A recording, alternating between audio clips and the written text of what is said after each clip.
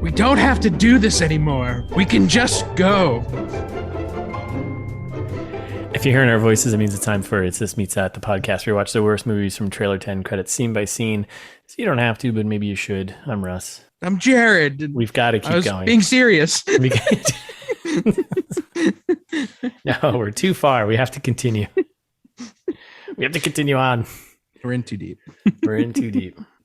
Fair enough. Oh, can't let the fans down. No, we can't. Especially this one. There's going to be all sorts of accents, I think, coming out. Oh, boy. Yeah, get ready. It's definitely going to be that kind of episode. Yeah. So we're back from, I don't even know where we were, but yeah, last week we did a trailer trash for the movie Outcast 2014. That's right. Yeah, good year. Yeah, good year. Do you want to give a quick summary of what we're getting into? You know, I do. In case listeners talking... missed the trailer trash. That's right. Go back and listen to it. But if you don't want to, we're watching Outcast. And the premise here is a mysterious warrior teams up with the daughter and son of a deposed Chinese emperor to defeat their cruel brother who seeks their deaths. Bum, bum, bum. Yeah, very intense. Yeah. Very intense. I think we were kind of close with our pitches, weren't we? Or our expectations or prognostications? I can't remember. Only the last part. When at the end, when I kind of snuck in I think they're going to jujitsu us on this and like only put Nicolas Cage in it for a few minutes. Oh, yeah. Yeah, and this do that. and this was not a prequel to The Great Wall. Correct. Right. Because we So were saying that. Well, we don't know. It could be. It could work, but no, it's not. Sure.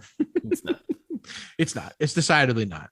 And also the villain there was actually the brother, not like a family feud like we thought. Like I might have thought. A lot of incorrect assumptions. All right. So overall, quick info. Well, just to settle though, like I think we both predicted that this would be real bad. I actually enjoyed watching this movie. Kind of. I'm gonna. Yeah. It almost. Almost. It wasn't. All right. Everyone knows what we do here. But it wasn't. It wasn't that bad. No, not at all. I mean, there's definitely some classic, white savior kind of issues going on here, but outside of that. Yeah. Oh no, most of my issues with the movie were ethical and not. Yeah, like the movie itself. Like, there was some bad acting, definitely, and sure, bad accents, but like it was funny and well paced. Yeah, quick. Yeah, it felt really quick. It was a quick hour and 40 minutes. Yeah, it was. I'll give it that too. I agree. The editing, I have an issue with. It just felt like it was chaotic. But yes, I agree. But I like the battle scenes were tasteful, I thought. Yeah, and I thought some of the sword and fighting stuff was pretty good. So it wasn't terrible, right? Yeah, this is one that I don't think I would tell the listeners like waste your time somewhere else necessarily. Like if you like a good quasi Nick Cage movie, this is a fun way to waste an hour and a half. Or if you're a big Christian Haydenson fan, because sure, he's the star of the movie. So he is the star. Yeah. So and we know there are a lot of big Christian Haydenson fans out there. Tons of them. Most of Canada. Yeah. Famously, universally loved. Yeah. Christian Haydenson. That's right. Good to see he's getting a career after Star Wars, though, right? So same, yeah. And Nick Cage, I mean, like they both had a rough patch. I think some fan hate going around. Yeah. And I feel like we're in a new Nicolas Cage, Christian Haydenson renaissance period. All right, well, let's go ahead and shit on this movie then. Yes. Oh, definitely. Yeah. This one was terrible. Let's not focus on the good. Yeah. All right. So quick info.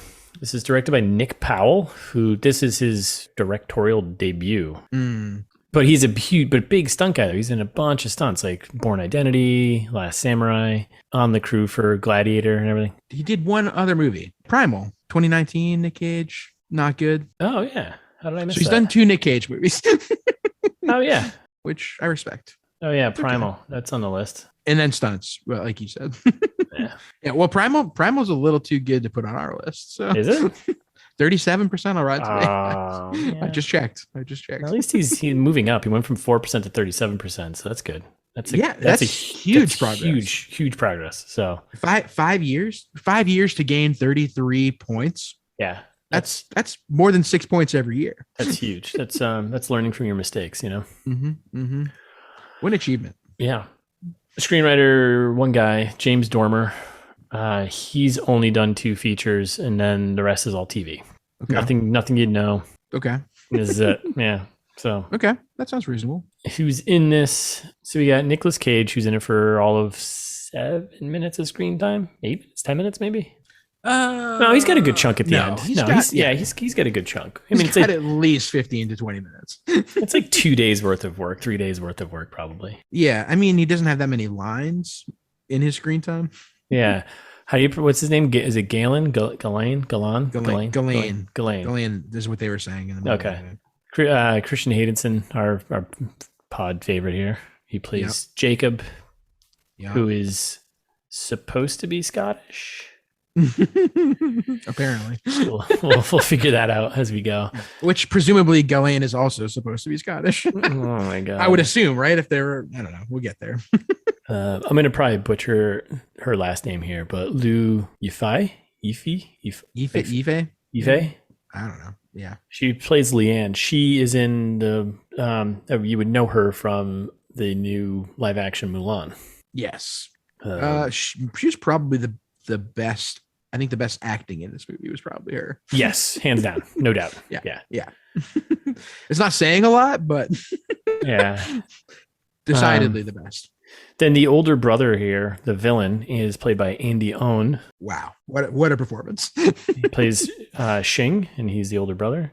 The younger brother, I was like having such a hard time finding him. He's got no photo on the IMDb there, but Prince Zhao, Prince Zhao, right? I think that was his name. Zhao, thank you. Yeah.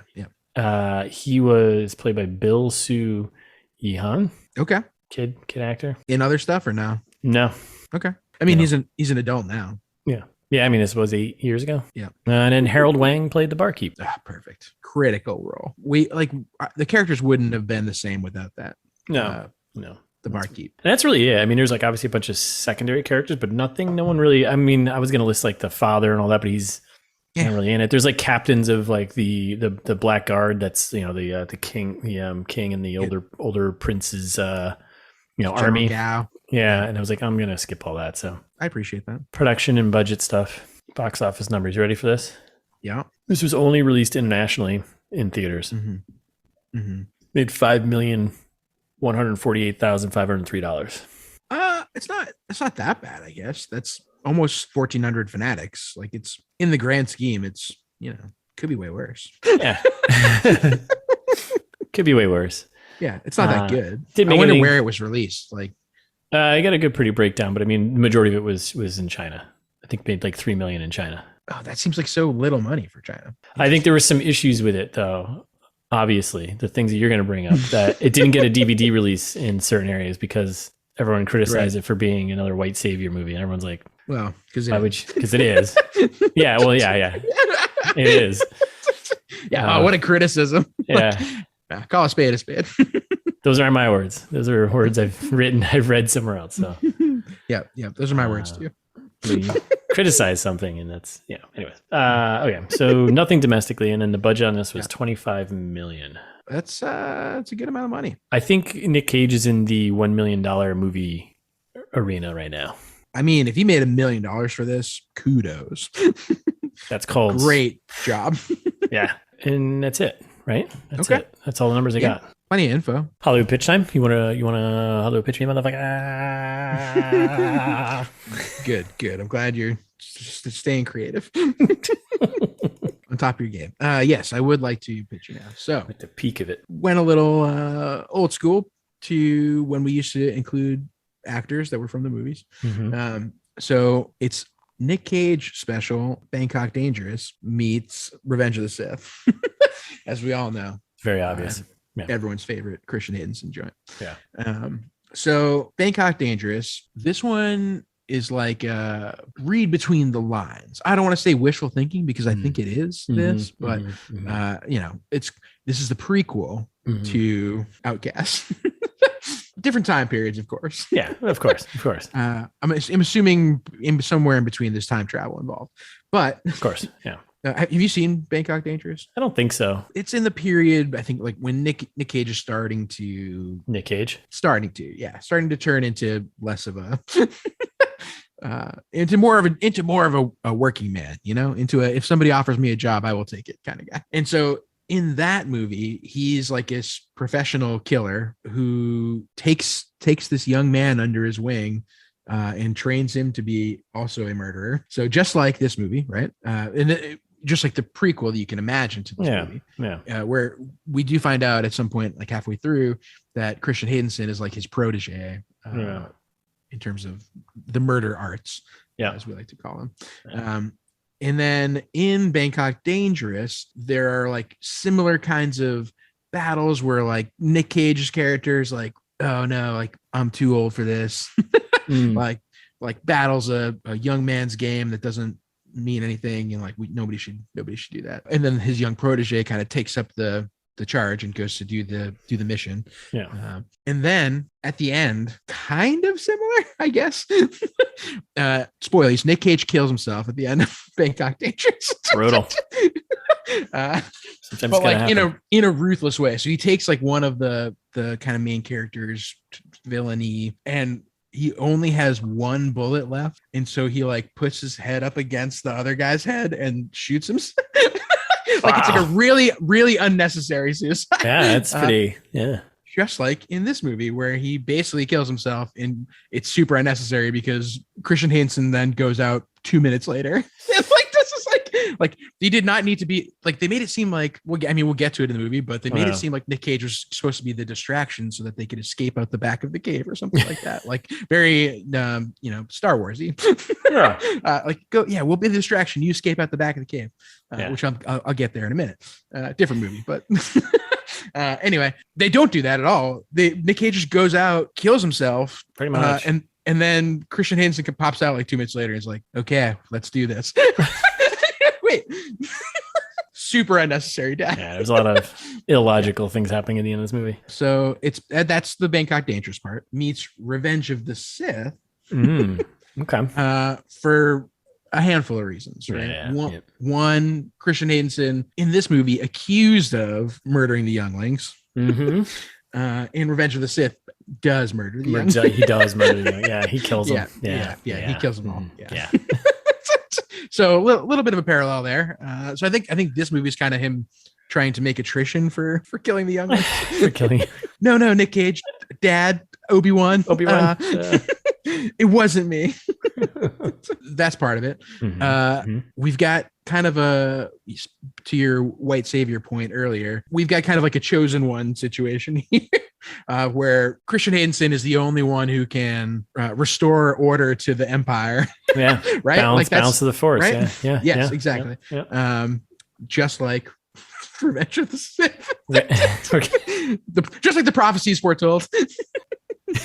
And he's bad at acting in both. We're gonna have a little bit of crossover here, but there's also like you've got Obi-Wan who acts as like a mentor, which did you say this already? Yep. Which Nicolas Cage does for Jacob. That's right. I borrowed that from Bangkok Dangerous, basically. Oh yeah. So, but yes, it is the same. We're gonna have a lot of crossover, I think, with R2 here a little bit, but so many parallels. So yeah.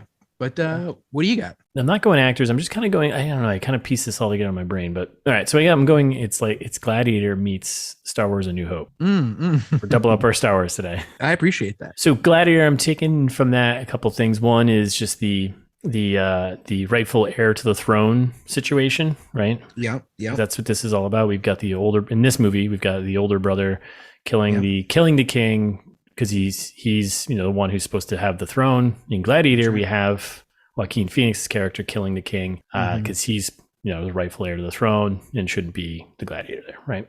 Just like real life. Yeah. Other thing I'm stealing from Gladiator from this was this movie also has a shirtless bad guy training sword moment. Oh, yes. Great point.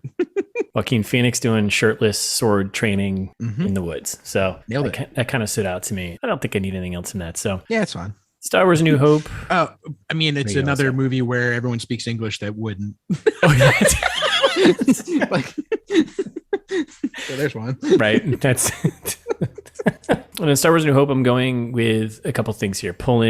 We've got a princess involved, right? Trying to get her to safety. We've got a badass princess at times. Yeah, I agree. And then we've got Han Solo's kind of the mysterious guy who's only around just because he's going to get paid, which is kind of Jacob's. He starts out as that, right? He's just in it for the money, and there's going to be a bigger reward once they get to where they need to go, right?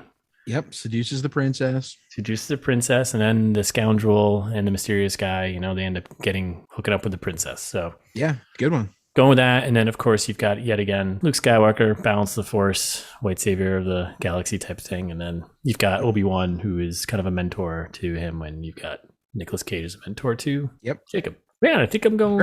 I think that's it. Yeah. Great job. Good pitches. I think I'd want to watch both the movies we just pitched, but not the movie that we just watched. Yes. Yeah. And I like that both our Star Warses were different. You want to do some fast facts? Oops, all Watto. Let's go. There's not many here, so this might actually be fast. Yeah. You put them together, so go to town. Christian Haydenson practiced his Scottish character's constant fainting by going on a week-long pub crawl in Glasgow. Oh my God. What? That's listed underneath the trivia. I thought you'd like that one. Yep, I do. I also didn't realize that his character was supposed to be Scottish in this movie. So. Yeah, I also didn't realize he was fainting all the time. Well, because all the opium, right? Yeah, but he didn't seem like he was fainting. He's just strung out on opium. God, so anyway, hey, he's a method actor. He's getting into character, going to Glasgow and getting like Nick Cage. Yeah, like Nick Cage. So. Christian Haydenson sprained his ankle twice during production. Bet you didn't know that. I didn't. That's pretty funny. I mean, it's not funny for him, but yeah. Pulling an old Tom Cruise here, probably doing his own stunts. Oh, for sure. Now, this is more of a goof, but it's also it's kind of a fast fact because we're going to learn something right now. Okay. So Jacob, there's a moment where Jacob is teaching, that's Christian Haydenson, he is teaching the young kid there, the soon to be prince, or the prince, I guess he is the prince. Soon be king. Yep. How to, teach him archery, right? Yep. And I guess in that scene, he uses the command fire. Okay. That term came about from give fire in musketry. The correct term for archers in the period, and still now, is loose. That makes sense. Yeah. Yeah. I've heard that. So didn't catch it. That's a good goof. Yeah. I was in too much disbelief from everything else happening that I was like, oh, well. No, whatever. Sure. Fine. It's the least offensive thing in this movie, but I like that. Yeah. So, that's it. That's fast right there. So what do you got? Surprise me. Well, so yeah, I've got a couple of interesting interviews. One around the time with Nick Cage separately, raving about Christian Haydenson in the prequels. I don't know if you've ever seen that quote from him. Wait, Nick Cage raving about Christian Haydenson in the Star Wars prequels? Yeah, like back when this movie came out, they were Nick Cage was talking about how stoked he was to work with Christian Haydenson specifically because of his edgy, dangerous, dark, and still soulful performance. He said he thought it was superb and that he really connected with him. Sure. Okay. Something to think about. I mean, to be something fair, to think about. To be fair, I don't hate Christian Haydenson in Revenge of the Sith nearly as much as I hated him in Attack of the Clones. But at the same time, you gotta think about that. Maybe it was just really well cast because you're supposed to hate him, and he is kind of annoying, and he does a really good job being an annoying kid in Attack of the Clones. So that's kind of is that just good casting, or is that? I think he's a good actor, right? I don't think. What did you just say? I think he's a good actor. I think he's a good at getting casted in movies he belongs in. I think he's good. I think he's a good person. And not actor, but at getting casted in movies he belongs in. That's right. Okay. So that's part of it. And then in a separate interview, this time with the state television agency in China, Nick Cage, being not the worst person, actually making good points at the time. Because I think Nick Cage is also a good person. Christian Haydenson seems like a nice guy. And yeah, I think Nick Cage is too. So he's talking about how it's really rare to see a Chinese male actor in Hollywood movies, which is something that he's upset about. He wants more Asian in Chinese specifically in this case, because he's talking to Chinese people, but more Asian representation in Hollywood movies, which okay, good on you. He does follow that up with, oh boy, my son is Asian and he may want to direct one day. He may want to be an actor like his father. and I want that to be a path for him. So it's like a little self-serving. Oh, Nick, you should have just stopped. Yeah, and also he's saying he is specifically talking about Chinese male actors in this movie, and his son his wife is Korean American. So like his kid is not. Yeah. Also, that's the kid. In case you didn't know, that's the kid that's named Kal-El. Really? Out of the Nicolas Cage children. How many does he have? I think he has a couple, doesn't he? Or is it only Kal-El? I don't know. Okay, no, he's got 2 kids. Okay, that makes sense. So anyway, pretty funny overall. You're right there, and then you had to ruin everything you just said with that last sentence. Yeah. Nick, well, no one to pause. If you can make it, maybe I can make you like him again, because he explains his acting also in this scene, in this interview. So he talks about this movie in particular, or in general, his acting in general. And I think this is a good focus on his transition as a person who is selective about his parts to a person who takes whatever work he can get. When I act, I hear it like music. In my head, I hear the dialogue like music, and the movements like dance. I do design my performances, and then when I get to the set, the part I can't talk about, the magic inside, the sacred part, the emotion, I fill it with that. I get there's a process for everyone in their artistic endeavors, and that's fine. Everyone's got their thing. I don't know. Redemption. Some stuff. Maybe just doing a dance. Just keep it to yourself. Mm-hmm. No one's learning anything from that. So, okay. That's it. That was solid fast facts. That was probably time-wise the fastest fast facts we've ever done. At least in a good long time. Yeah. All right. You ready to break this thing down? Born ready. All right. So it opens up with our classic production companies. So you got Entertainment One, aka E1. They're I did some homework. They're a Toronto-based company, distribution company, right? Okay. Parent company is Hasbro. Weird. What? Yeah. I thought that was. I was like scrolling through. I was like, what? I thought you were going to say parent company is like one of Christian Haydensen's like weird holding companies that he might own with his Star Wars money. They Toronto started based, I don't know. They started in 1970 as Records on Wheels Limited. So Row Limited, 1970, 1980 is like a record label. Then Row Entertainment, 1980 2005. Entertainment One Income Fund, yikes, 2005, 2009. Wow. E1 Entertainment, 2009, 2010. And now they're just Entertainment One, and they're Hasbro owns them now. So yeah, shout out to Darren Throop. Sure, their CEO. And we get Yunnan Film Group. It's a Chinese Yunnan, right? I don't know. Big Chinese film distributor. I'm a lot better at Japanese pronunciations than Chinese pronunciations, I think. Oh, I'm not good at any pronunciation, so yeah, fair enough. And then rounding out the group here is Media Biz, who I did not do any homework on. So I mean, they're a media business. What do you need to know? That's true, right? I mean, what they do is in the name. Enough said. Yeah, media much? Yeah. Oof, yikes. You claim to be a bookman? Oh, God. And then we cut immediately to sad Christian Haydensen face. Yeah, which he's like doing this bit sad about face. His sad God. face. Yeah, he's doing a little voiceover about God and being a knight and all this sort of stuff. There's like, I don't think he's doing an accent with the voiceover, the initial voiceover in the beginning. I don't think so either. So like, it sounds like his normal Canadian voice. So we know he's supposed to be Scottish, but the opening, yeah, I agree, is like him just doing. Yes. It's all about being a knight, eh? Boat. It's like, what? I didn't know the Canadians were crusaders. We can't know about what God wants, but you know, we'll do our best, eh? Yeah, as long as it's not hockey night. Yeah, as long as God says we could stop by Tim Hortons, I don't. On the way home after his crusade, hey? Yeah, I'm not one to judge. Oh boy. So yeah, and he's just doing his classic sad face, which we all know that face. We all know and love that Christian Haydensen. Sad just face. Like picture how Christian Haydensen feels about sand, and then you know exactly. Yeah. Yeah. It's like.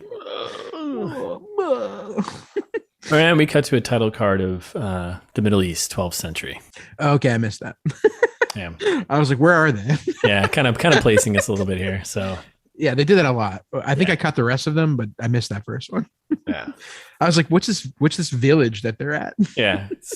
This village leads to an air palace, apparently. And then there's a big, as I call it in the trailer trash, a war field, because it is a war, but I guess we'll call it a battlefield. Oh my God. So yeah, it's a shot of the from the trailer. You get the pretty epic battle, going on. Lots of slow-mo. These crusaders are attacking the palace here, like kind of. It's not like a fort; it's like a village is leading up to a palace, I think, right? Yeah, and good call out, buddy. Like they are actual crusaders. Like when we did the trailer trash, listeners, you know that I'm not one to apologize for my mistakes. You don't have to right now, especially to me. You don't have to. I know. I don't have to. I want to. Because it's important to the movie. Like I was like, oh, I just assumed, everybody in the Middle Ages had a cross on their armor because, like, what else do you do? Yeah, but right. They are actual, honest to God crusaders. You believe in God and you draw crosses on your armor. That's what you do, right? Been there, done that. Right. Exactly. Yeah. It's my weekend garb when I'm going out. That's right. So yeah. But, actual crusaders trying to bust down this fortified village, town, whatever it is. And we got Nick Cage. Oh, were you gonna say? Well, I was just saying, like, really, like, big 300 vibes happening right now. Like a lot of like slow-mo stabbing. There's like stuff on horseback of like, everybody's like, oh, wow. Like, listeners, you can't see what I'm doing, but he's basically on swinging a horse. A sword. Yeah, swinging a sword, slicing people, and it's very kinetic. And there's like then a lot of slow-mo, which he gives up the slow-mo later in all the action scenes, I think. Yes. It's a one time. Yeah, it's just this opening. So a lot of slow-mo. And then there's, One thing I appreciate about this movie too, was it jujitsu? I'm trying to think now back to one of the like action movies that we did. I think it was jujitsu maybe, where like really weird, unexpected camera shots. And this movie has a bunch of those. It definitely was. Yes. I'm so glad you called that out. Because there was like one or two. I'm like, what are we doing right now? Like weird POV shots. And yes, it's awesome. Okay. Yeah, it's great. Yes, that definitely was jujitsu. They're like, why is this happening? Why is this POV? I don't know. Why is the camera there? Why is that slow-mo? Yeah. But you get a sense of, for like this opening, which it's not a terrible little set piece, like action sequence. Like it's not like terribly shot, but you get a sense of like, okay, this guy is definitely stunt coordinator background, right? Because like the stunts and all this stuff, I mean, obviously it's not a AAA movie, but it's not bad. It's pretty good. And like the rest of them are pretty good in all the fight scenes. So yeah. Job well done. Give him that. 4% on Rotten Tomatoes. I think to me, this is maybe one time where I'll argue against the rating because like it's, if nothing else, it's at least like a watchable. Like I guess I was especially sad at the end. Like there's not really good payoff, but like it's totally watchable. It is. Like the acting is not good at all, other than I think, as you said, the Land character there. Like she's probably the best actress in the entire movie, but like the acting is really bad. But like all the pacing's good, the sets are good, the action shots are good.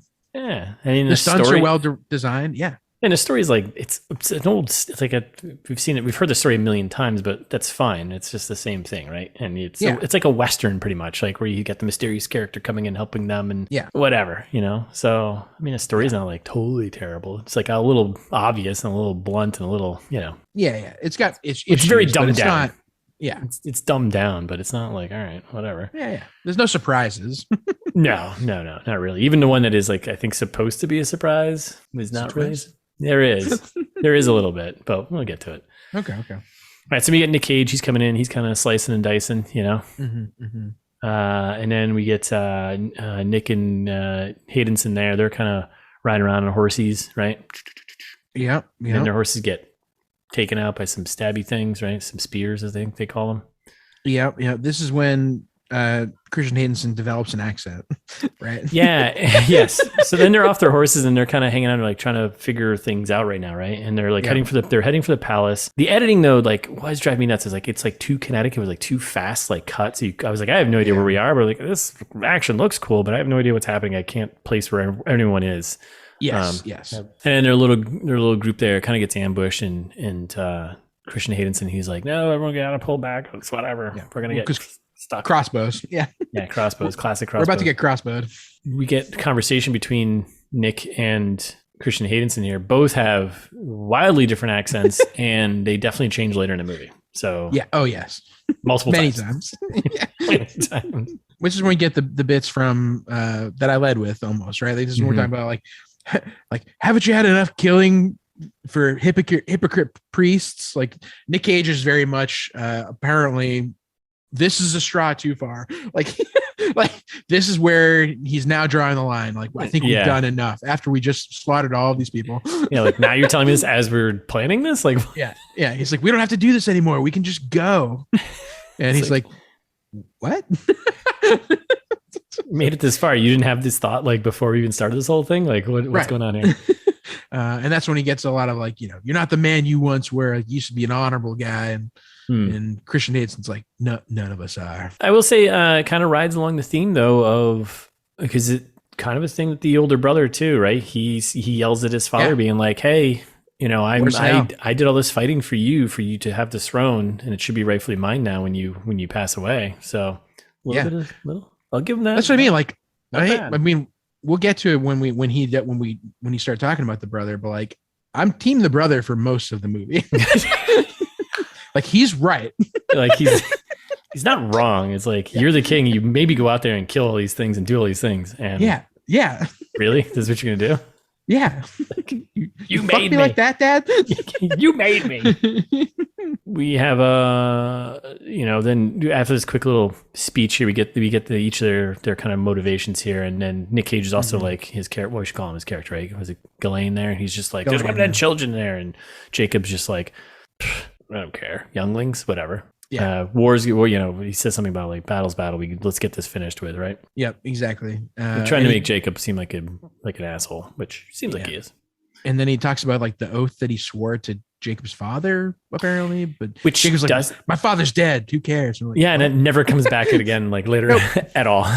There is no payoff. No payoff for that at all. So, and then they storm the palace here, and Crusaders crusade and killing a bunch of people. Right before that, we cut to the throne room, and this is when we see the king of the town that they're invading. It's like talking to the women, like I think presumably his wife or whoever is. And the kids. You gotta be strong for the children. Like we gotta defend the palace here, which kind of small for a palace if you ask me. Yeah, it is a little tiny palace. Not one to judge palaces here, but like, come on. throwing stones in my glass house, but I mean, I've seen a few palaces in my day, and like, this is just kind of, come on, grow up. Palace up, would you?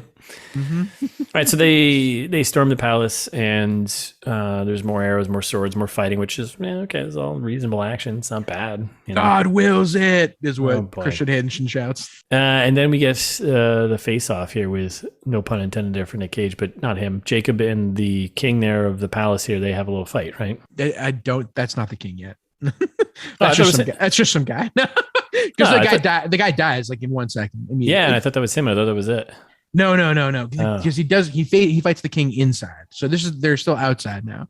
This is when they're storming. I was already inside. My brain. You're already inside. I'm already inside. Yeah, we're moving past that little open. Like we're skipping past the outside. That's like when we get all the character development, Russ. Do we? What do we get? Well, that's when we get the guy screaming for Allah, and Christian Haydenson decides to spare him. Because he sees Ghislaine from across the warfield here, and they make eye contact, and Ghislaine's like, don't you do it, don't you kill that guy. So it's important, kind of, almost. Yeah, it is. And he just slaps him aside and goes inside. Yeah. And then some other guy walks over and stabs him. Yeah. You're like, oh, that guy dies immediately anyway. Like Nick Cage's character's like, oh, damn it. Yeah, sorry. And then that's when they go outside, and that's like, no, you're right. They face off with the king. Yeah, and it's a quick fight, pretty much, right? So I mean, cling clang, and then sink, he's done. Yeah. So, and Ghislaine walks in afterwards. He's just like, oh my God, what have we done? What is happening? All the women are being dragged. They're yelling and screaming, and he's just like, oh no. He knocks one of his own guys out, and he's like, get out of here. Stop that shit. And then we get title card, right? Basically, like the Crusaders like drag away the women and children kind of thing, and then it's the title card. Yeah, and then we get the Outcast just zooms in and on us. The middle T is a sword because badass. It's good for, I mean, yeah, of course, right? Got to do a cross T, right? And then we are title card, another one, right? The Far East 3 years later, right? Yeah, so specific. Yeah, we do. I don't think we talked about it earlier. We like might have glossed over it, but there was a point where Ghislaine is trying to convince Jacob that like they don't need to do this, and he's like, Jacob's like, well, what would we do instead? And he's like, go east, my boy. Go east, like, my boy. I was like, what? He's like, what does that mean? There's no east. Like, this is east. We're in the east already. Yeah. Are you telling me there's more east? Yeah. What? We could go easter? How much? How much? So anyway, that's when now the Far East makes sense. They alluded to it earlier. You're right. That is important though. That is important to note because it does come back later. So all right. So now we're in the Far East Palace 3 years later. Yep. And this is where we've got a dying father, the king there. He's going to give a classic old speech, and we've got the youngest son. Which should be in Chinese. Like everyone in the scene is Chinese. And I'm pretty sure. I mean, everyone's safe. At least first and second language is English. So why not just, Instead, they do bad British accents. Like everyone in this movie. It's like, what? My days draw to an end, my son. You're like, that's not. Did you catch this? I didn't catch it at first. I noticed it afterwards. Tice pointed it out. She was like, all the candles in the background are like, they're like light bulbs. Like they're like very obvious, like Christmas light bulbs kind of thing. Oh, right. Like use candles. Like they use candles later in the movie. Like, or like CGI them to be candles. Like don't just leave. Like they're very obviously like static light bulb. Like just like that's like funny. They're not flickering. They're not doing anything. Yeah. All right. So he's given a speech, and to the young kid here, and he's like, "Hey, you're gonna be the heir, not your older brother." What? Yeah, because his older brother's a warrior, but it's a time for peace because it always is in these speeches. Yep. And then the sister is now. She's like, "Oh no, really?" And then he's like, "Hey, you gotta protect your little brother." Mm-hmm. And I guess the whole thing is they've got to head to the general, right? Yes, General Gao. Yes, they gotta head to the general. And she's got to protect her little brother as they head to the general. Dying king here, it's kind of weird because is he a good dude? Because the older brother has become a warrior and gone out and fought his wars, but he's also like telling his daughter, he's like, hey, sons are more important. Doesn't mean I don't love you as much, though. Yeah, and he's also talking about how now is the time for peace, and so like he's like explaining the reasons why he doesn't think his monster son should be the king. So like I don't know, he's not a great character, but he's at least like an understandable character. Well, he's having a moment when his deathbed here of like what he probably should have done with his power is not just created his older son to go out and fight all the wars and stuff like this, but tried to maybe, I don't know. Right. Exactly. I give it a little credit here. And so then that's when everyone leaves. Except for it's like after the speech, he's like, okay, and exit stage left. Are you sure? Okay, bye. Yeah, you got to get out of here because your older brother's coming home. So see ya. And then we get some shots of the older brother here, the older bro here, Shing, who is like obviously in black armor. Well, it's the black guard, but but also he's a bad guy. Clearly. He's a bad guy, and every bad guy's got to wear dark armor, right? Obviously. And then we get the eldest son and king chat, right? Yeah, exactly. We're pretty much like gladiator scene.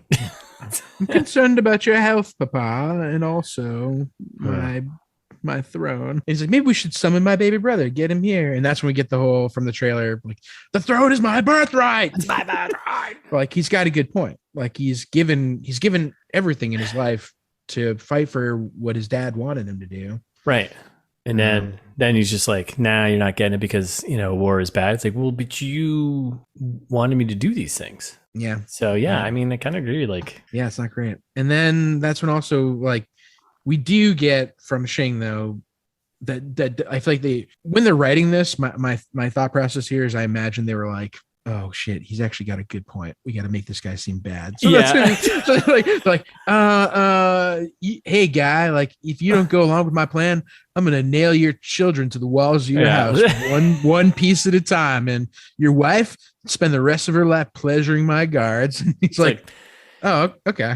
There we go. Now he's sufficiently a bad guy, right? Yeah, I guess he's a bad man after all. Who knew?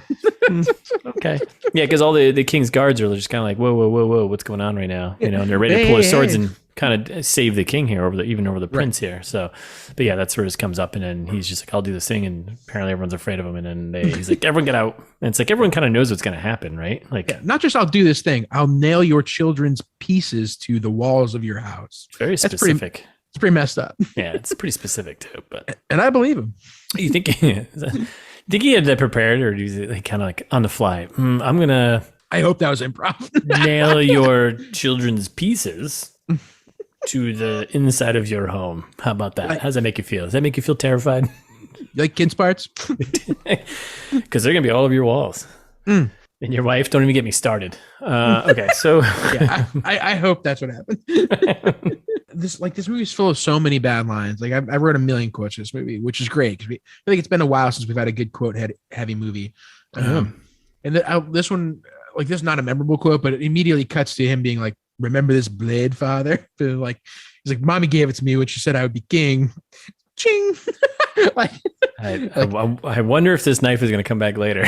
Yeah, in 1 second from the trailer. Like Thais was like, "Oh no!" Like Thais stopped watching this like halfway through with me because she was like, "This is unwatchable," and I was like, "Fair enough." The usual. And this is probably of the however many movies we've covered at this point, probably half of them she's ducked out halfway through because I mean, I'm more responsible than wasting my time to watch this. Completely reasonable. Yeah, totally fair. So while this is about to happen, she's like, "Oh no! Like I bet he's gonna stab the dad," and I was like, with the knife. Yeah, Thais did not watch the trailer. I was like, yes, it is going to happen because they put it in the trailer. It's the trailer. Yeah, we already know it's going to happen. Yeah. It's about the journey, right? Sure. And that's when like the dad gives the old "heaven forgive you" when after he gets stabbed by the son. But the knife is a setup for a payoff later, though, at the end of the movie. Yes. Also. So it's kind of important to note because that is something. Yeah, it's the knife that kills the kid. Kills him. But there's a million knives killing a million people. I don't know. But it's that one. What does it matter? I know. But it's that one. It's that one because it's got meaning, right? It's the one that saved his father's life and now saved the throne twice now, right? So that's yeah. I'm giving him foreshadowed. I know. I'm giving him something. Yeah. Apparently, this is the thing that I hate about this movie too. So he when he's doing the murdering, we've all agreed now that he needs this seal to be the king. Yeah. The MacGuffin, like the MacGuffin of the thing. It's like, what? Do you need that? like a new one. No one knows that the young kid is supposed, right? I don't think does anyone know that the young kid's supposed to be the heir to the throne other than the sister and. Yeah, well, because Chien knows that. Chien's heard rumors, like he knows. Oh yeah, okay, yeah, right. And so obviously he tells all his men. He's like, we gotta get my brother. Kill that piece of shit. He's got the seal. We gotta get him. Yeah. Well, yeah, because so he pops open this little secret. I was like, why is everyone off to the left over here? Like secret door where a bunch of the black guards are just hanging out, and he's just like, hey. They look over and they see the dead king, and he's just like, hey, yeah, the king was murdered by my young bro there. And then tells me, get the real seal, which is summon General Gao. Yeah. The one thing that I did forget to call out when he does kill his dad and his dad gives him the heaven forgive you line. I do kind of like this setup of like, heaven's closed to me because of all the things I've done for you. It's a pretty good line. It is a good line. Yeah. I'll take that. That's a solid, response there. Maybe back on Team Chien. But he wants to pin kids' parts to. I know, I keep forgetting about that. Right. But you can't judge a man in his time. This is the 1500s or whatever. Right. Everyone's pinning everybody's kids to the walls of their houses. Right. And okay. Offering wives to the soldiers, of course. Okay. Oh God. Yeah. So Okay. Yeah. He's a monster. No, you're right.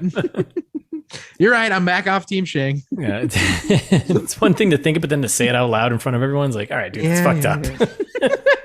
That's when it's fucked up. Right. Jesus.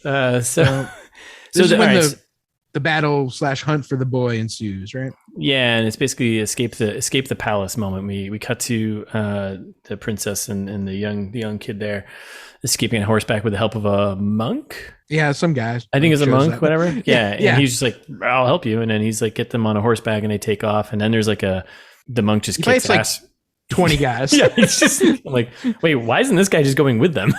Yeah, he seems pretty badass.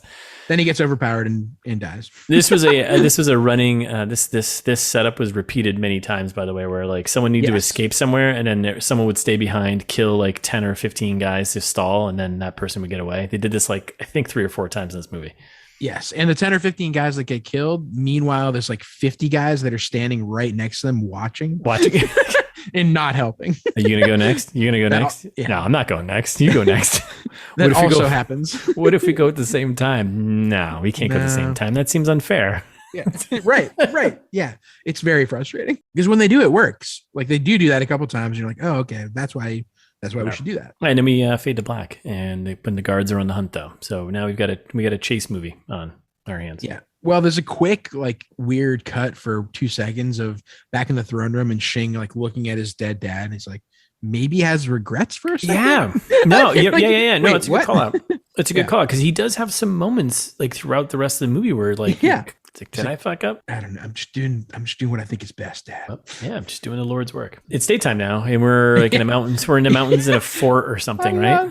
I love it's like so. I know long-time listeners will know that I always watch the movies with closed captions, almost always. And this one, so it's daytime. I get closed caption, eagles screaming because we hear like, and then it's like all of a sudden we see the dead horse with an arrow in it, and there's like flies buzzing around, and then we get more just like like it's eagles screaming for. I don't know, 5 minutes. Like weirdly, this whole scene. Did that not bother you? No, I think I was like writing notes from like the previous scene. And I was like, wait, the dead horse, and then where are they? They're in the mountains. They're in a fort. What is happening? So many eagles. Why are there so many eagles? Just like Lord of the Rings. I almost used that in my pitch because this movie has Lord of the Rings vibes for sure. Well, back then, the world was more plentiful of eagles. Now, not so much. Yeah, back then, China was full of eagles. I don't know. I don't know either. All right, so here we are. We're at a little fort on the mountains. In the mountains. Yeah, Lan's like, we need help. We got to get help somewhere. So we're gonna go into this bar and we're gonna ask for help. Seems like a nice place. Jazz like, be careful. You're like, wait, you piece of shit. And then he goes like, all right. So then we're inside the sketchy dive bar here, basically, right? Yeah. Now we replaced eagles with donkeys. So like this whole scene is rife with like just 100 times for no reason. I think whoever was doing like the sound effects for this movie or where they're like, guys, way too heavy on the animals. The first couple of scenes, like dial it back. We should pump this a bit here. Yeah. Because then the rest of the movie, sorry, I call it out later on, but like there are no more eagles. That's the last we hear of the eagles. It's the last we hear of the like the rest of the movie is like weirdly devoid of animal noises. Anyway, so we enter in the tavern here, the watering hole, and Leanne comes in and she's obviously wearing all white because of course, and she's in this dingy, she's the Princess Leia character. Yeah. And everyone's kind of like record scratches, like what? And then in the corner we've got a mysterious guy with his cowboy hat down, having some Vader vision, Predator vision, Vader vision, maybe, I don't know, having some weird. When I first saw it, that's how I wrote it. I was like, why does Christian Hayden have predator vision? and like, why is he wearing a cowboy hat? I have so many questions. What is what? It's because it's actually opium vision is what it is. He's hitting the opium hard, dealing with some demons, I love opium vision, and it comes back a lot. So much. It comes back so much. Yeah. And I love this one, like the bar people like just keep picking on him, which is funny. Like, when you first came in, I thought you might be the white ghost. Guess I was wrong. Oh, okay. Interesting. Introducing the white ghost concept here. Yeah. And they drop off some food to me. He's like, you got money? And he's like, hands off his sword for payment. And that's when you get the white ghost comment. And so then she comes in And like literally 2 seconds later, guards show up and just drag her younger brother. Yeah, exactly. Right? Yeah. Just like, yeah. Okay. Yeah, exactly. So that's when we get like the kid being all punk, which he is for at least half the movie, being like, well, my father will hear of this. And like the guards have some great lines, just like, oh, so the dead have ears now? Well, first of all, yes, they do probably still have ears. Second of all, but you know, nice. Yeah. And he's like, what? My poppy's not dead. And he's like, no, he's hella dead. Trust me. Sorry, bro. Sorry, little bro. He's gone. And then we get more opium vision, right? Yeah. Which I was like, oh, it's because he's wasted. That's why we're getting. Yes, it's wasted vision. It's like when you drink too much in Red Dead Redemption. Yeah, or GTA. Any Rockstar game where you drink too much and you're like, wow, what's happening? Yeah, I like it. And then so the guards come in and they're kind of harassing the princess there and the prince there and the little kid, right? And then out of nowhere in the corner, Vader just flips the table. He's like, what's going on over here? I want my sword back. That's my sword. I want my sword back. And it was like such a goofy moment for him asking for his sword back. So this is when we get the reveal that it's opium, because this is when one of the guards is like, "Your kind are such fools." And I was like, "Oh, opium's a white people thing." Nice. Yes. If you lived in the middle of a country, that's what you'd be addicted to. Yeah, if you had a back injury in Missouri, you'll definitely be addicted to all kinds of opiates.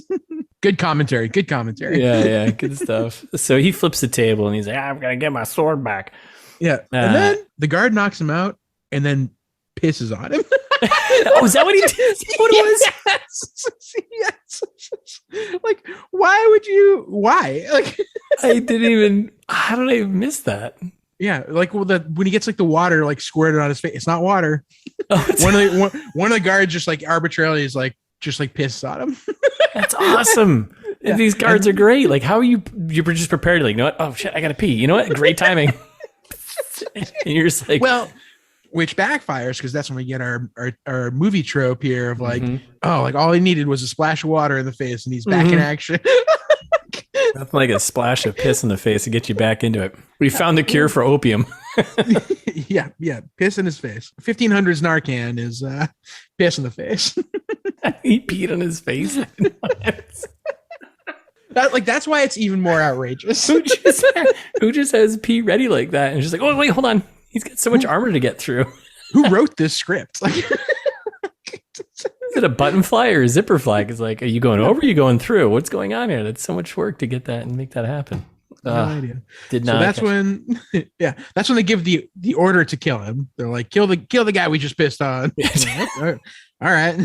And then like, meanwhile, Zhao gets the seal and because it fell on the floor and Leanne uses hair piece to stab the guy like in the face. Yeah. Or in the chest, right? Yeah, it's the chest because he's still alive. But yeah. All right, well, kill them all then. Like we just want this. This is when he holds the boy hostage, right? Yes, yeah. So he's got the lead, the big baddie. The big baddie, main baddie of the situation, right? He's got the kid by knife, right? Yes, at his throat. And then P-Face Jacob, he stands up and he says, and I'm looking at, we both wrote this, that he wants his sword back in his best Irish accent. Yeah. Kill him then. I just want my sword back. Just want my sword back. You can kill the kid. Just give me my sword back, eh? It's like, wait, what is happening? Yeah, the first time he's done that. And he doesn't do that again. No.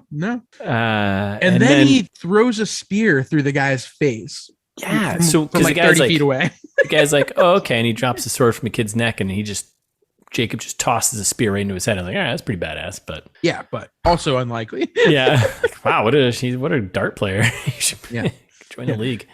Get up. Super opium. Yeah. Opiumed up, peeking on his face, and just threw a spear through a guy's head. He could barely walk across the room a minute ago. He just got his face pissed in. Like, did we cover the fact that Jacob did take out all of his side henchmen? By the way, we didn't talk about that. I think so. Yeah, we in a quick fight. It was just like a quick fight. I mean, again, it wasn't a bad. It was a kinetic little fight scene, whatever, and he just takes them all out, takes out 4 or 5 of them. So yeah, we're glossing over the parts of this movie that make it almost redeemable. Yeah, because that's not what we do. Right.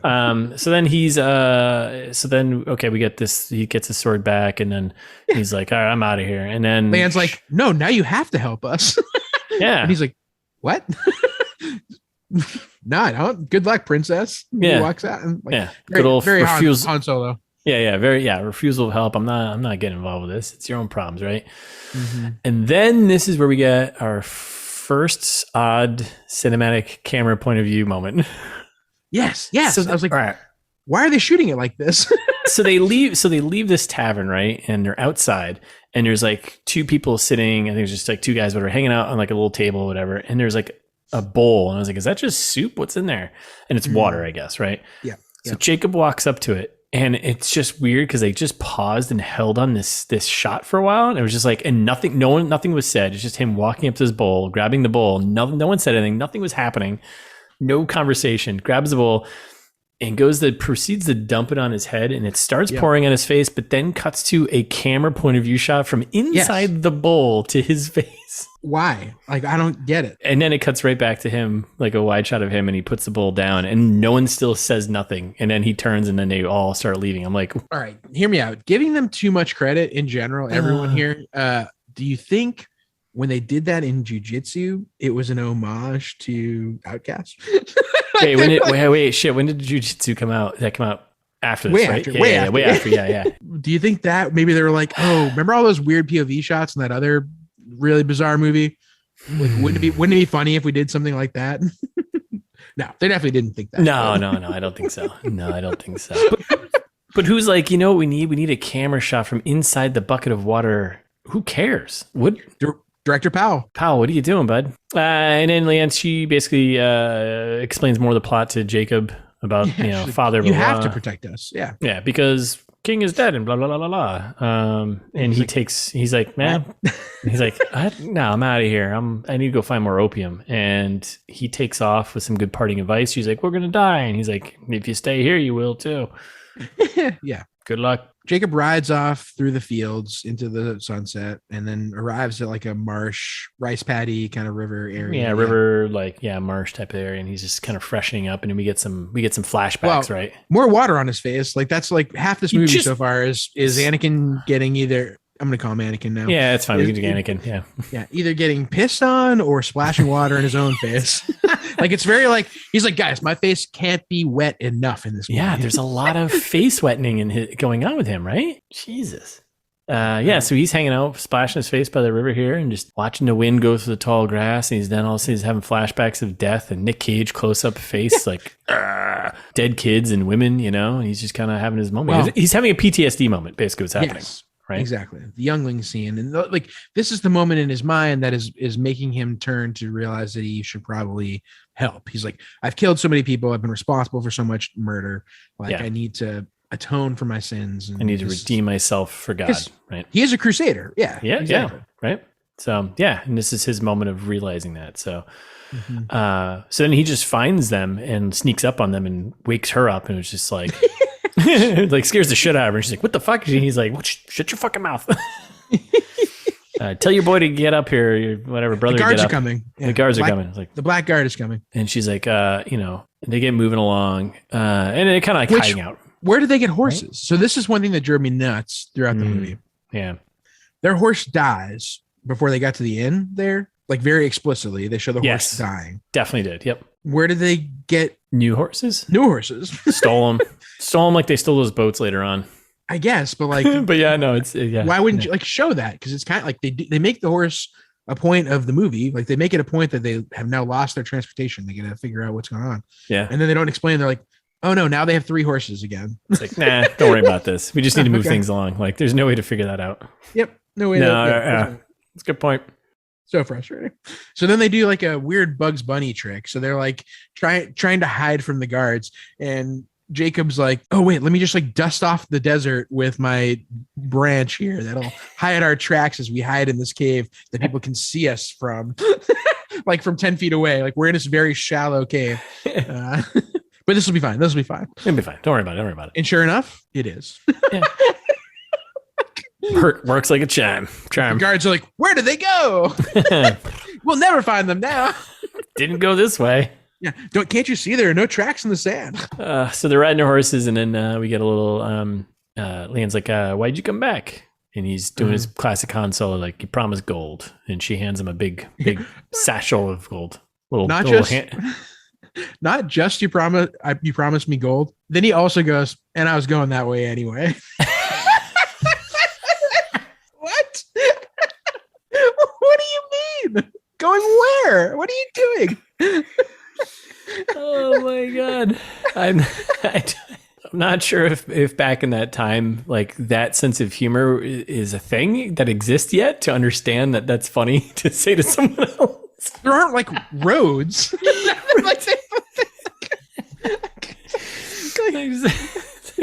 I'm being humorous right now. So frustrating. So good. So good. Yeah.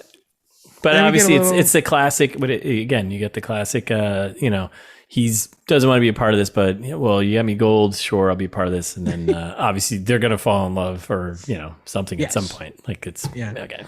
She's like, what brings you to our lands anyway? Yeah. And he's like, I don't know. No answer. He didn't even respond. I think he's just like, no, he didn't. Yeah. Like, fuck, I don't have to say anything to you. And that's when Zhao starts complaining. Like, he's not a factor in this movie, really. No, he's not at all, right? Yeah. Which is crazy because, I mean, the main plot point. Yeah. He's actually the MacGuffin. He is the thing, yes. Right? And like, yes. There's like two of them. There's like getting the seal, keeping the seal, and then this kid, and that's it. So, yeah. And Leanne's like, Jacob, you're all we have. She doesn't know his name's Jacob until way later, but she's like, you're all we have. And I'm like, you're in a dire situation. Yeah. All you have is this pissed on opium addict stranger that like was going that way anyway. Like, boy, you're fucked.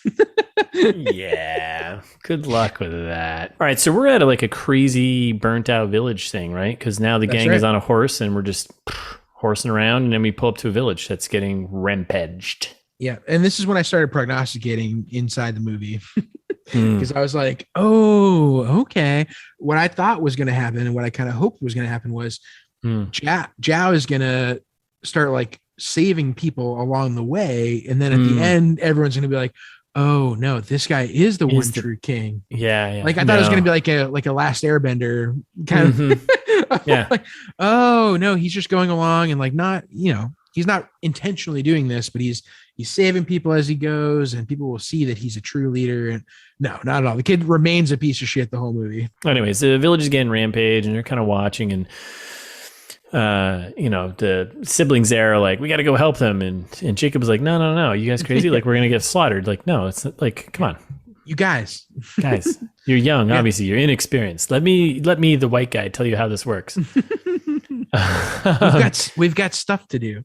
Yes, we have things to do. I have gold to make. So they're watching this village get pillaged here, and there's one young kid who's running away, and we got a guy on a horse who's chasing the kid, scoops up the kid, and this is where our young prince here, he's just like, I'm gonna do something. He fires his bow and completely misses. Jacob's like, he's like walking away, and he's like, ugh.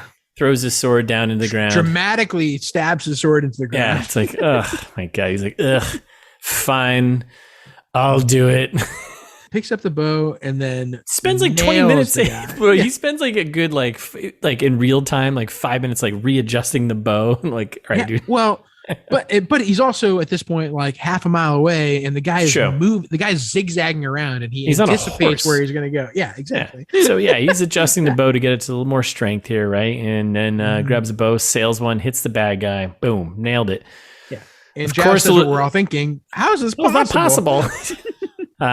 So then, they catch up to the kid that or the dead body there, or whatever, and we get a new character joining us, who is Zhao Li. Yeah, kind of a similar name. Yeah, Zhao and then Zhao Li, and kind of pointless character. Like, there's no other than to have the one conversation that young girl and the young prince have, like, while they're horseback riding, just to like talk about the class difference. And then That's later the only on, purpose. there's another reference to her later on. Yeah. Okay. But for the most part, I was like actually trying to keep track of her. Like, are they keeping track of her? Like, is she still in this movie? Because I feel like she's kind of got forgotten about. But anyways. Jeez, thanks. Yeah. And then they're like, that shot, how did you make it? And Jacob's like, practice. And then they're like, well, hopefully we won't see any black guards along the way. Obviously, you're going to see a million black guards. Of course. Right. So then this is when we cut to the palace. Yeah, the Far East Palace. Now, speaking of all black everything, to show that it's a villain character, where like everything is in shadows. Yeah, all the characters are wearing black. Xing is being approached by General Gao and insists on being called Majesty in a weird scene. Yeah. And then they all talk about how important the seal is. This is like they're still trying to establish why that second MacGuffin is necessary. They're like, oh no, well, like, we can't do any ceremonies without the seal. Duh. Gotta have the seal. Gotta have the seal. The seal's what seals it. So he's gotta like, need it. if stupid Zhao didn't murder my dad and then steal the seal, and General Gao kind of lets on that he knows. He's like, well, murdering the king is inexcusable even for a prince. The general's not buying it. He's like, yeah, let's pump the brakes here, kids. We know what's going on here. Like, yo, your little brother who stabbed your dad? Really? Come on. Right. Come on. Exactly. And then that's when Shane gives the order to make sure that our travelers here never get to where they're going. Yeah. And another threat from the eldest here to the general even. He's just, he puts a knife to his throat, doesn't he, at the scene? He's just like, hey. I think he puts a knife to his throat and he's just like. Certainly possible. Yeah. Just to kind of reinforce the fact that he's kind of, on asshole territory, Speaking of appearing horses, the next scene here, they've acquired a fourth horse. Yeah. I like that you're keeping track of horses. This is great. It's frustrating because horse acquirement is frustrating. Yes, because they explicitly don't have horses. Like their first horse died, and they're like I don't know. Horses are sure, maybe in would you say 12th century China? Yeah, 12th century. Yeah, that's where we're about. Yeah. Like sure, maybe like there's a good wild horse population at the time. Yeah, but horses are extremely valuable, especially broken horses that you can use and ride and like carry around. Like they're extremely valuable. Yes. And what I was getting at was like, we're Mongolia adjacent, where I know there's a lot of there's a big wild horse population. Yeah, but you can't go just grab and be like, all right, here we go. One. Yeah, I mean, exactly. I don't know. I'm like, oh, maybe horses are more plentiful here. I don't know. Either way, it's very frustrating how they just happen to have horses. Yeah. A horse for every person on this trip. Keeping with the Lord of the Rings analog too, like I like that in Lord of the Rings, I feel like when they lost horses, they doubled up. Like they're like, oh well, Hobbit's got to ride with us now. Like, it's okay to have multiple people on a horse. We can put this young girl on the horse with Zhao, like he's a young prince. Like I don't know. Actually would have been that would actually have been better because then you would have had a closer conversation with two of them. Because then setting up this next scene, right? Exactly. Right. Like that would have been more impactful and having that conversation too, right? Yeah, so frustrating. So yes, I do keep track of the horses because it made me upset. I'm glad you did. So anyway, we're back to the horses. Yeah, we're back on the road trip here, right? And like all of a sudden, I don't know if you noticed, but Zhao had a weird accent all of a sudden. Like, yeah. I don't know anything about the actor. I don't know what his natural accent is. Doesn't exist on the internet. So I know Christian Hayden is Canadian, but that's as far as I can go, really. The rest of them, like maybe they're British, who knows? And so, but this kid in the beginning, he's doing kind of like a near British thing, like Nick Cage does. Yeah. But then in this scene, it flips, and it's like, not even sure what it is. Yeah. Like, right. Like, did you pick up on that too? Yeah. And this is when he's talking to the new fellow traveler here, right? Yeah. Zhao Li. Yeah. Zhao Li. Yeah. Zhao Li. So like, and this is when we had like the conversation of class and like she being like, yes, I don't like, how am I going to know what, I'm poor, blah, blah, blah. This is where we are. And you're unrelatable. Yes. It's unrelatable. Like, yeah. But yes, like his accent. No, I was like, I want to change things for the peasants. Like, I'm going to be good for the people. And she's like, how? Tell me how what you do in the palace makes a difference in my life. And he's like, you don't get it. And then he like rides the horse away. He's like, oh, you don't get it. No, that's oh, you don't get it. You don't understand. All right, so then we are still on the road trip here, but now we're Nightfire. We're by like a little Nightfire thing here, right? And Jacob's doing no eagles. No eagles. But Jake's hitting the opium again, right? He's a little bored. Yeah. Need some, right? Mm-hmm. And then Leanne, so he starts kind of passing out, and Leanne just grabs it from him, burns it, throws it right in the fire. It's like, yeah. He's like, I needed that. I laughed out loud. I was like, this scene was so funny. when he woke up and he's like, oi, I needed that, oi. And like he's got all the opium vision again. Yeah. Oh, and then I love Leanne's response. Tears of the poppy dull a man's senses. Like, what? Oh my God. Yeah. And then she continues. She's like, our lives and the future of the kingdom here depend on your wits. And he's like, me? What? Yeah. And she's like, you're a long way from home, white guy. Like, are you running or searching? And he's white like, guy. Both. Well, she is saying that. Like, yeah. No, I mean, this whole fireside chat. Weird. Yeah. Also very heavy-handed in other topics, which part of it's like, I'm like, oh, this is good, but it's also weird. Yeah. It's so weird. And it's like, really, we're just going to drop this right here and like kind of character development moment. Yeah. Christian Hansen's like, do you people believe in hell? And she's like, excuse me? What do you mean by you people? She's like, no, we have like an afterlife kind of place. He's like, cool. Cool. And she's like, what'd you do? And he's like, a lot of bad things. And she's like, well, we've all had hard lives. And he's like, yeah, I'm sure the life of a princess is like a really heavy burden. Like just taking a lot of swings. Yeah. We're left and right. Yeah. And then they don't really reach an agreement. And she's like, all right, well, see you tomorrow. Yeah. Well, then they have a conversation about like how, right? Isn't this a scene where she's like, yeah, all the men know is how to kill and do this thing. You have no idea what it's like to be a woman in this world. Yes. Yeah. And there's like another more commentary, which is fine. It's great, but it's just like, dropped it all like one little exposition bot. Like, oh, we're going to drop this right in the fireside chat. Well, this guy is also high on opium, by the way. Yeah, that's right. Yeah, exactly. And she's like, don't judge my life without knowing me. And Jacob's like, sorry. What? Good. Then we get a quick cut to the palace. Chien is talking to Daddy's corpse. Yep, Daddy corpse talk. But there's someone watching in the background. Who was it? That was the guy. That was his second in command, right? Who pops up later on. I was like, hey, okay, all right, that. Yeah, okay. He's not actually important, but they try to make him kind of important. Well, but he is at the very end though, because isn't it the same? It's the same second in command who's nobody shoot anybody else. And then, then he's also like, all right, he acknowledges the heir, the young kid, and like all the troops kneel. So it's kind of sure. It's kind of he's like barely a second in command. I think he's only there out of fear is like kind of the whole point. Oh, 100%. Yeah. But he's obviously he's in control of the troops though, because true. I think he's a captain. He's captain something. But basically, this is when Chien just says to Daddy's corpse, like, I did what needed to be done, what you couldn't do. Like, I'll have what's yours. My day is coming. And Daddy doesn't say anything because he's dead. He's dead, but he's got ears. That's right. And then on the other side of the world, the next morning, Jacob wakes up. Meanwhile, he's in withdrawal, like very obvious withdrawal. And Zhao is just like, teach me. Kid, shut up. So, some weird good lines here too of like, while he's pestering him, Christian Hansen, Jacob goes over into the river and starts like, takes off his shirt and starts like pouring water. Like he's always pouring water on himself. Yeah, because you have to have a shirtless shot of, whatever. Right? Yeah. And Zhao looks at him and goes, I thought white devils didn't bathe. Which like on its own is a funny line. But then when you follow it up with Christian Hansen's response, a man picks up bad habits when he's away from home. You're like, what? What is this scene?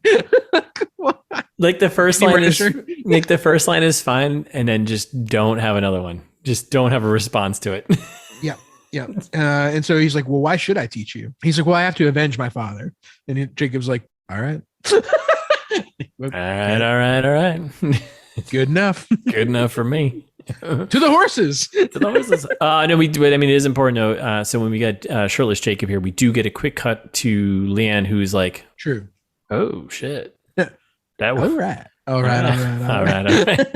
Yeah, she was Phil McConaughey. So we get a horseback chat with Jacob. He's giving some tips to young kid there.